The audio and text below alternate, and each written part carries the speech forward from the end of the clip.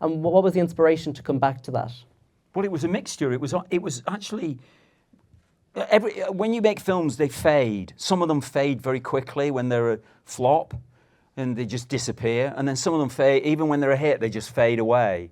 But this one didn't. 28 days later, and I kept getting invited to screenings, and I went because to help support cinema, and I'd do a Q&A after them, but they weren't nostalgic. They were like vibrant. They were like, oh bloody hell.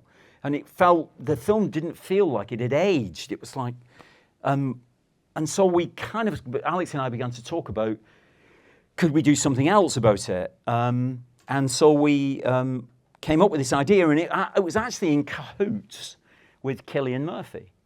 So Kill, who's in the first film,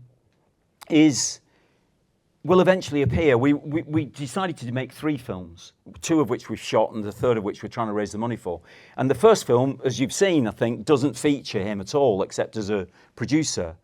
But at the end of the second film, in the way that Jack O'Connell appears at the end of this film as a character, Cillian does that at the end of the second film.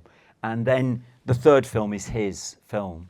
So it was a bribe to get financiers to consider something ridiculous like a trilogy about a completely British landscape with just with nobody American in it, and Cillian Murphy is the pocket of gold at the end of it, at the end of the rainbow, you know. So that's what we used him for, and he was delighted to be able to use like that. So that's what we're attempting to do, and